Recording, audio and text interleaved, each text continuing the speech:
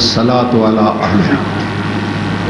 तमाम हम्द है उस ज़ात अक़दस के लिए जो हर हम्द के लायक,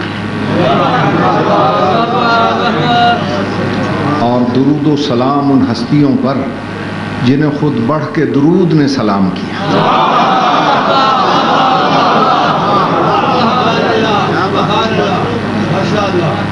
हज़रात मोहतरम, ज़िंदगी का भरोसा है नहीं, और हो सकता है कि कहीं ये मेरी आखिरी तकरीर ही न हो।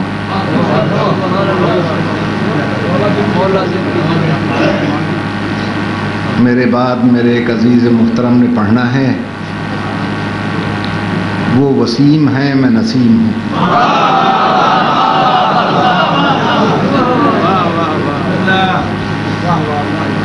ज़ाकरी के चमन में चलने वाली हवा को नसीम कहते हैं, और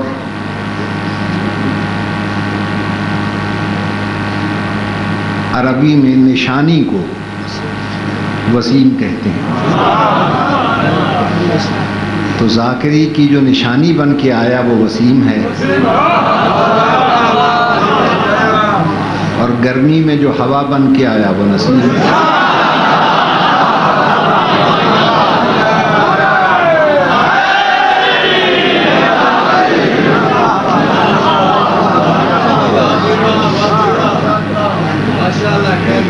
और हर हवा को नसीम नहीं कहते, ये भी मैं वजाहत कर दूँ। सबसे पहले जिस हवा के झोंके ने अलीउन वलीउल्लाह पढ़ा उसे नसीम कहते।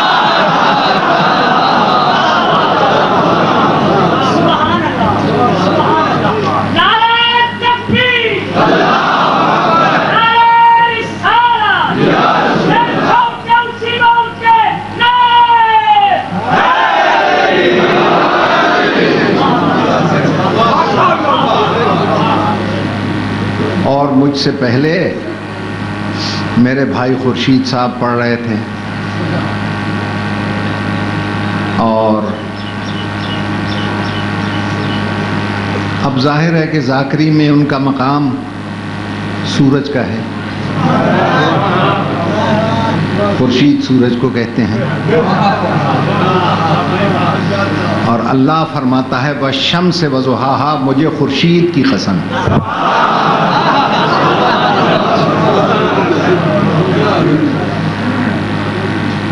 अजीज़ान मोहतरम, बड़ा लोग सोचते हैं कि ऐसे कई सूरज अल्लाह ने बनाए ख़त्म कर दिए, फिर उस सूरज की कसम क्यों खाता है जिसने ख़त्म हो जाना है। तो सरकार दो आलम ने इसकी वजाहत की कि वो ये सूरज नहीं है, अना शम्सुन, वो सूरज मैं मोहम्मद हूँ।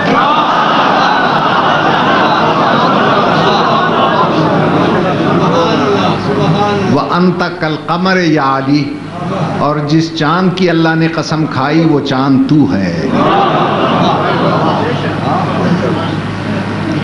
हुजूर सूरज हैं, अली चांद है। इसीलिए पैगंबर अली को देखकर पूछते थे, क्यों मेरे चांद।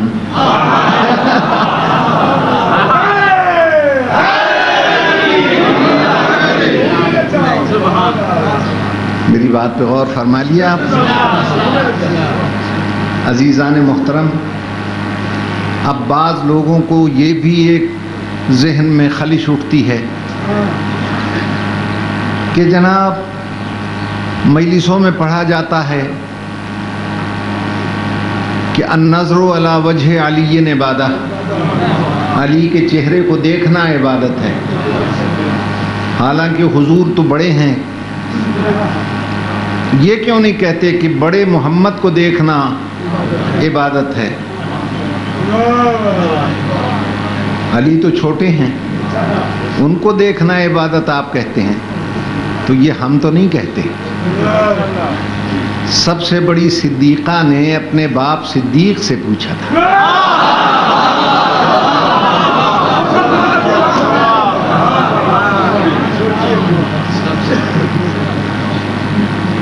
कि आप अली के चेहरे पर नजर क्यों रखते हैं? उन्होंने जो अरबी में जवाब दिया उसका खुलासा यह है कि बेटा मैं नजर नहीं लगाता हूं,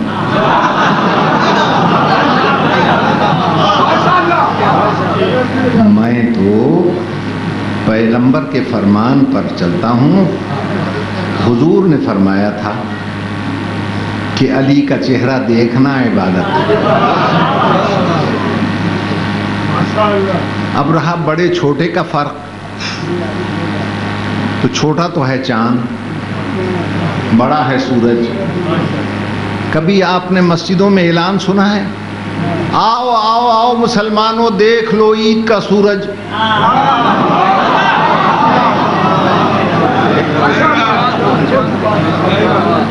हालांकि सूरज बड़ा है ना, क्या कहते हैं, देख लो ईद का चांद। चांद तो छोटा है। अब हर एक निकल आता है अपने अपने मजहब के मुताबिक, देखता है छोटे चांद को और पढ़ता है दुआएं। अब भी आपकी समझ में नहीं आया कि छोटे को देखना है इबादत है या बड़े को देखना है?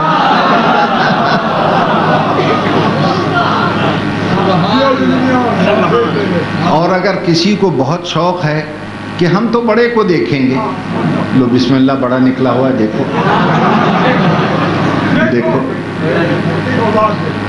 चंद मिनट देखोगे ना तो जो कुछ आंखों में है ना थोड़ा बहुत, वो भी जाएगा।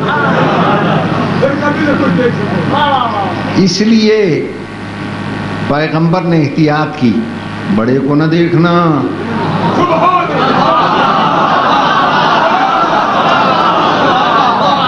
वरना ये आंखों से भी महरूम हो जाओगे और मस्जिद में पकड़ के किबला दिखाना पड़ेगा। तवज्जो है या नहीं है? जी हाँ। तो अगर देखना है तो बड़े को ना देखो, उस छोटे को देखो जिसमें बड़े का नूर है।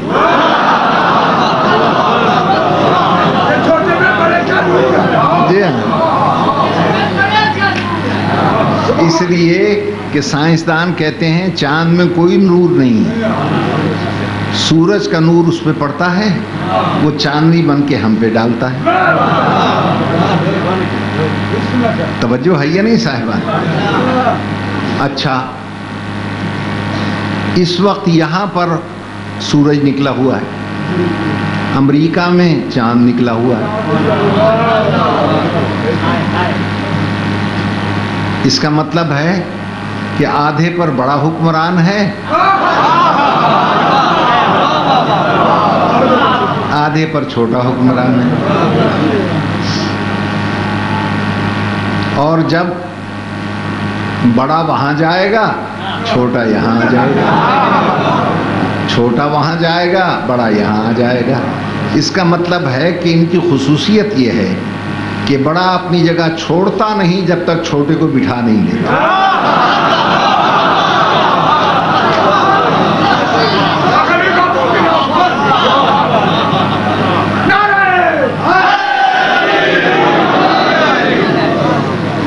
कभी बड़े पे इख्तिलाफ हुआ कि भाई आज सूरज पहली का है या दूसरी का या तीसरी का? इख्तिलाफ जब भी होता है बेचारे छोटे पे ही होता है। तवज्जो है या नहीं? और ज्यादा से ज्यादा 3 दिन तक इख्तिलाफ रहता है।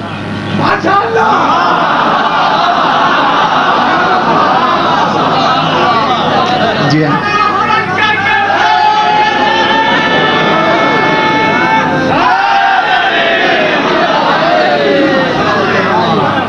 चौथे दिन लोग कहते हैं भाई अब झगड़ो नहीं, अब 14वें का इंतजार करो जो इख्तिलाफ खत्म कर दे।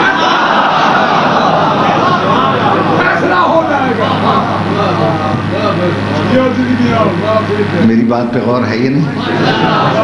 मैं ये सोच के तो आया नहीं था कि मुझसे पहले कौन पढ़ रहा है, बात से बात निकली तो मैंने छेड़ दी। अच्छा अजीज़ान मोहतरम, कभी ये जो मेरे बाद ज़ाकिरीन हजरात पढ़ रहे हैं, अल्लाह इन्हें सलामत रखे और इनकी ज़बान में तासीर अता करे। ये घर से जब निकलने लगते हैं ना तो बड़े गौर से देखते हैं कि आज कैसी तारीखें हैं।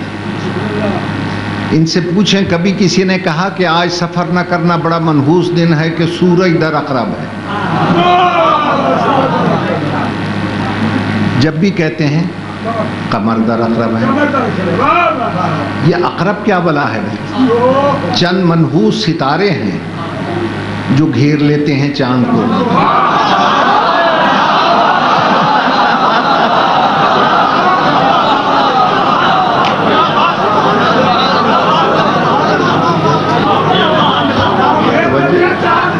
जी हाँ, ये मनहूस सितारे भी छोटे को घेरते हैं, बड़े को नहीं घेर सकते। तवज्जो है या नहीं? अच्छा, देहातों में मजलिसें होती हैं ना तो लोग कहते हैं जनाब सूरज छुपने से पहले मजलिस ख़त्म कर देना। भाई क्यों ख़त्म कर देना? कि जी कहीं अंधेरा ना हो जाए, इसलिए कि चांद तो निकलेगा। लेकिन फ़र्क ये है, जब तक बड़े की हुकूमत होती है डाकू भी छुपे रहते हैं, चोर भी छुपे रहते हैं।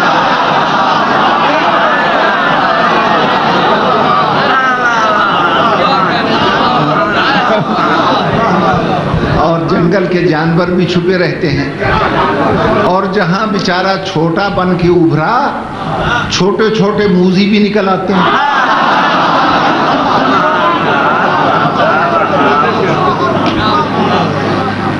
भेड़िए निकल आते हैं, चीते निकल आते हैं, चोर निकल आते हैं, डाकू निकल आते हैं, रहजन निकल आते हैं, सांप निकल आते हैं, चूहे निकल आते हैं, हद है लोमड़ी निकल आती है।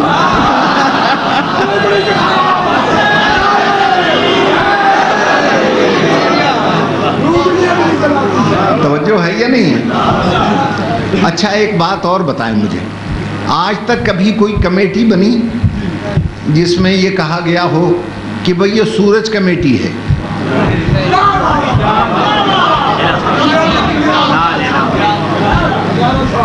ताकि वो फैसला करे कि सूरज निकला है या नहीं। कमेटियां जब भी बनती हैं बेचारे छोटे के लिए बनती हैं।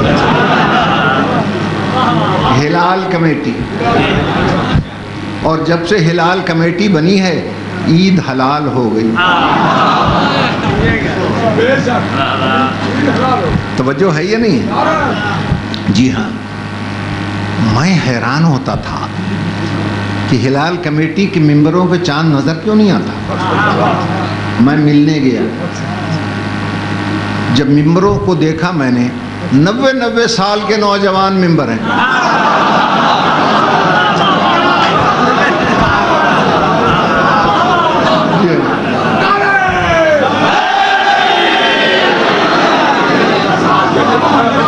नौजवान मेंबर, एक एक आंख का 6 दफा ऑपरेशन करवाया। इतने मोटे मोटे शीशों की ऐनक लगाकर देखते हैं। जिन अंधों को 14वां नजर नहीं आता, पहला चांद कैसे?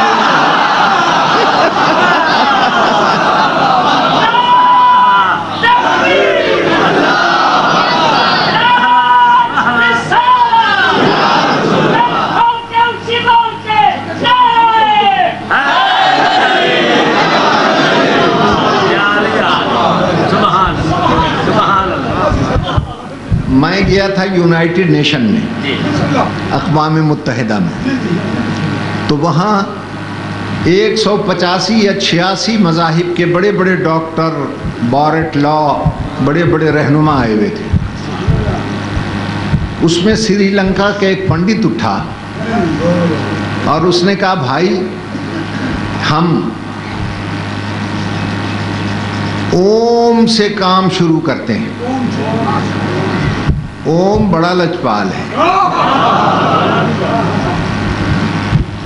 मुश्किलों में ओम काम आता है, बीमारों को ओम शफा देता है, रिज़्क़ हम ओम से मांगते हैं। मैंने उससे पूछा, मैंने कहा भाई एक बात बता, ओम कहते किसे हैं? अल्लाह को कहते हैं, ईश्वर को कहते हैं, भगवान को कहते हैं, खुदा को कहते हैं। किसे ओम कहते हैं? आजकल जो अमेरिका का नायब सदर है ना, डिक चीनी, ये सदारत कर रहा था। मैंने कहा मिस्टर प्रेसिडेंट, ज़रा पंडित जी से कहें वजाहत करें आकर, ओम कहते किसे? उसने कहा कि ओम हमारी मजहबी ज़बान में अल्लाह को नहीं कहते, अल्लाह तो बहुत बड़ा है, छोटे को ओम कहते। मैंने कहा छोटे से क्या मुराद है? उन्होंने जेब से डिक्शनरी निकाली और ओम के माना बताया कि हमारी संस्कृत में ओम के ये माना है। पहले माना है इसके स्ट्रेंथ ऑफ गॉड, अल्लाह की कुव्वत और ताकत। दूसरे माना है हैंड्स ऑफ गॉड,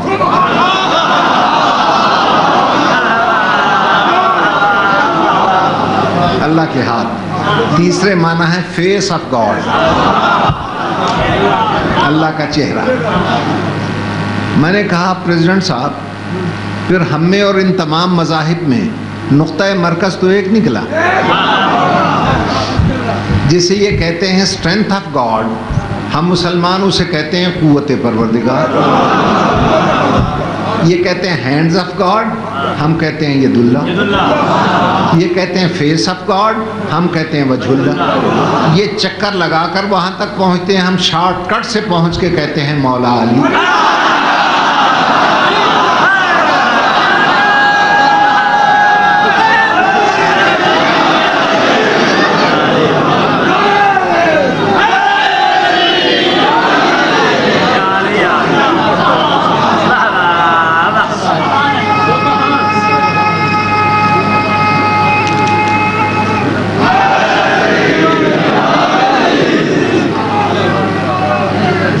उस पंडित ने अचानक मुझे परेशान करने के लिए एक सवाल कर दिया।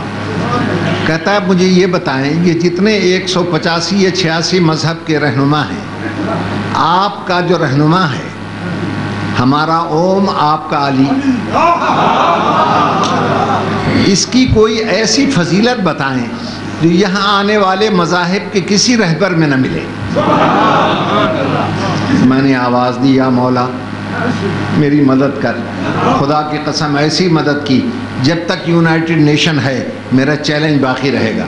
मैंने कहा मैं चैलेंज करता हूँ, किसी मज़हब का रहबर, किसी मज़हब का लीडर, किसी मज़हब का पेशवा अपने अपने मज़हब के इबादत खाने में पैदा नहीं हुआ सिवाय मेरे मौला है।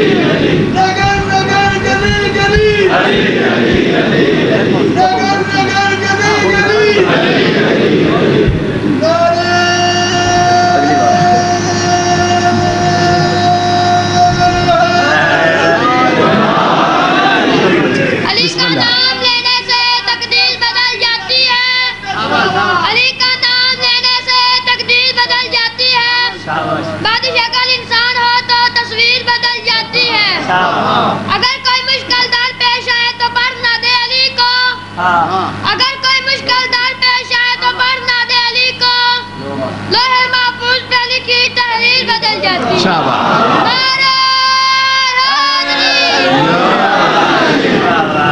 शाबाश बेटे शाबाश। देखिए ना, छोटे की ताईद में छोटे ने रुबाई सुना।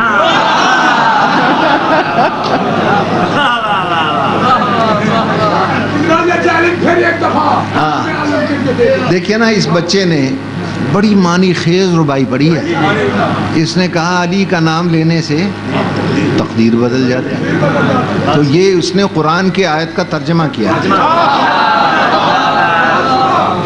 तवज्जो है या नहीं? वशम्सु तजरी ले मुस्तक़र्रिन लहा।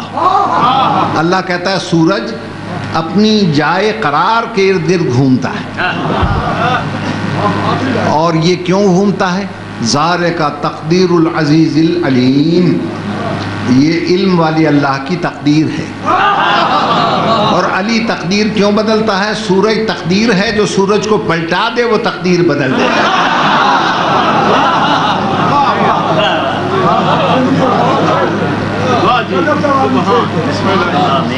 तवज्जो है ना मेरे मोहतरम साहब। तो मैं गुजारिश ये कर रहा था, बस ज़्यादा मुझ में हिम्मत नहीं है पढ़ने की, तो मैंने कहा कि भाई मेरा चैलेंज है, ये जितने मज़ाहिब वाले हैं, किसी मज़हब का रहबर अपने अपने मज़हब के इबादत खाने में पैदा नहीं हुआ सिवाय मेरे मौला।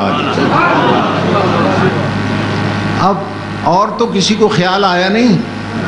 एक मुल्ला ने पूछ लिया, अली काबे क्यों जम्मे सन?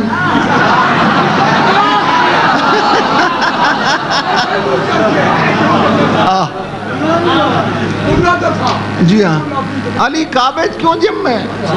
मैं कहा तेरे प्यो दी कार जम दे। मैंने कहा भाई बात सुन, मैं ज़री मुल्क का बाशिंदा हूँ। हमारे यहाँ तरीक़ा ये है कि अगर कोई दरख्त फल देना बंद कर दे तो पैबंद के ज़रिए से उसकी नस्ल को आगे बढ़ाते हैं। पैबंद के ज़रिए अल्लाह ने इस कायनात में नबूवत का एक शजर लगाया। जी, जब 1,24,000 बहारें देखकर वो बिला फसल हो गया, उस पे फल आना बंद हो गए, अल्लाह ने उसकी नस्ल को आगे चलाने के लिए अपने सरकारी बंगले के गमले में उसी जिन्स का एक पौधा उगा दिया।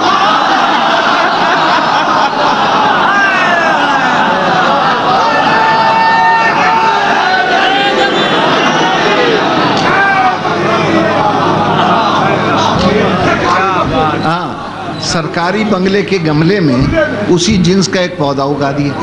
मैं आपकी मार्फत को देखते हुए एक फ़िक्रा और बढ़ा देता हूँ। पौधा इतना ताकतवर था कि गमले में शगाफ आ गया।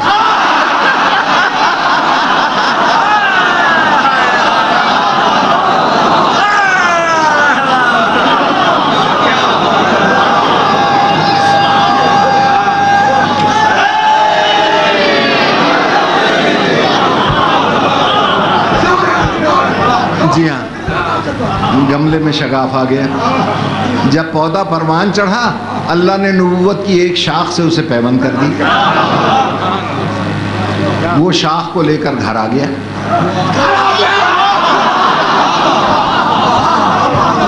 उसमें फिर समर आने शुरू हो गए। अब जो नबूवत की शाख में समर आए, उसमें सारी खूबियाँ इकट्ठी हो गईं। नबूवत की खुशबू थी, इमामत का जायका था, तवल्ला की मिठास थी, तबर्रा की खटास थी।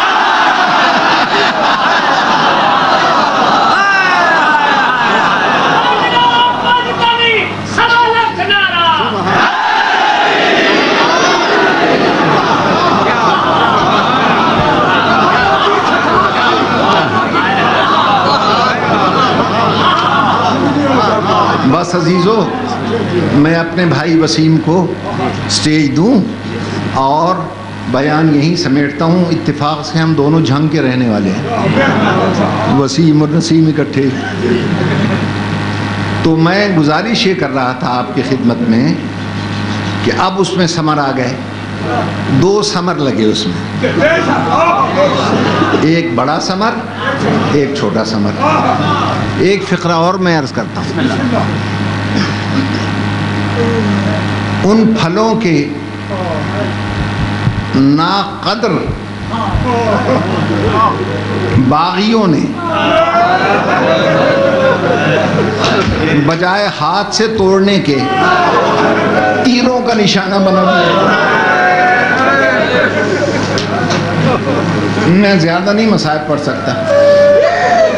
तीरों का निशाना बना दिया, और बड़ा फल जो था वो अभी हरा था कि उतर गया।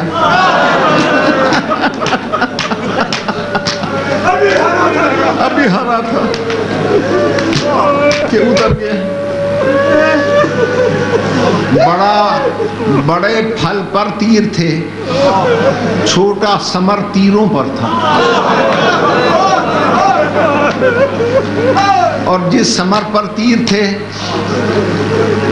उस दरख्त की पत्तियों ने, डालियों ने, टहनियों ने वो तीर निकाले।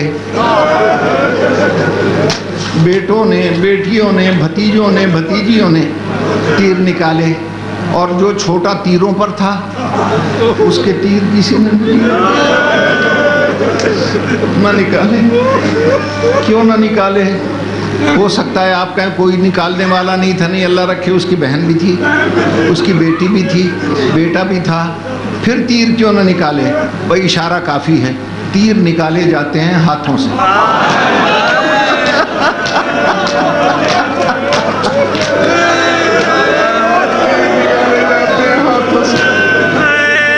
मेरा 12वां इमाम फरमाता है, मेरा सलाम उस दादी पर जिसके हाथ गर्दन से बंधे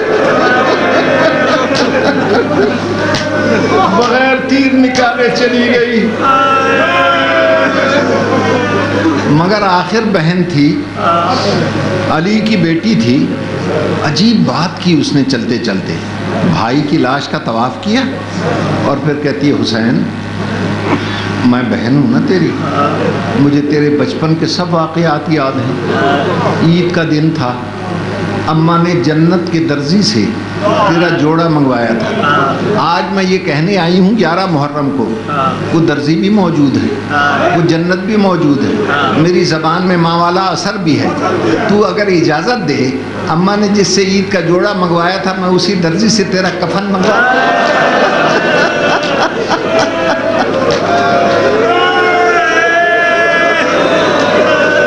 उसी से तेरा कफन मंगवा लूं। शहीद आजम की लाश तड़प गई। आवाज आई, मेरी बहन तकलीफ न कर, जिन जालिमों ने अंगूठी के लालच में मेरी उंगली नहीं छोड़ी वो जन्नत का कीमती कफन छोड़ देंगे, मुझे बेकफन दफन हो जाने दे। तो बहन ने कहा, अच्छा हुसैन, मेरा बाप मुझे आलिमा गैर मुअल्लिमा कहता था। जिस बाप का तू बेटा है उसकी मैं हूँ, जिस माँ का तूने दूध पिया उसी का मैंने पिया। एक वादा तुझसे करके जाती हूँ, तू बेशक बेकफन दफन हो जा, मैं तेरी बेकफनी का इतना प्रचार करूँगी, इतना प्रचार करूँगी, वादा करती हूँ अगर क़यामत तक हर मोमिन मरते वक्त तेरे करबला का कफन न मांगे मुझे ज़हरत में कहता।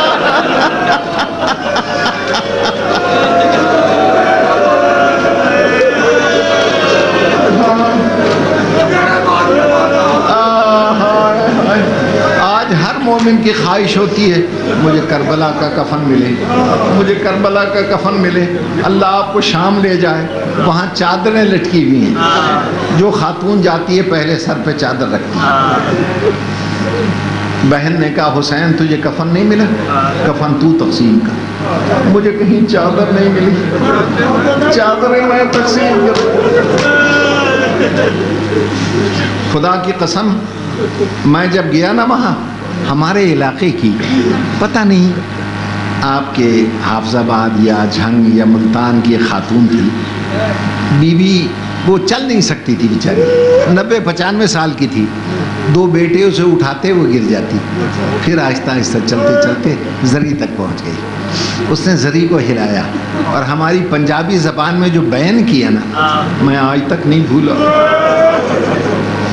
जरी हिला के कहती है, मेरी सैन तू ये अरमान लेके टुर गई ना, तेनू किसे नहीं परचाया, तुझे किसी ने परचाया नहीं। बीबी मजार से देख, मैं टुर नहीं सकती, चल नहीं सकती, पर पाकिस्तान ही चू तेरे पुत्रां दी परचामनी ले आई, मेरी परचामनी कबूल कर बीबी। और उसने एक ऐसी बात की, मेरा सर फख्र से ऊंचा हो गया कि पाकिस्तान के रहने वाले सारे मोमिन तुझे सलाम देते थे।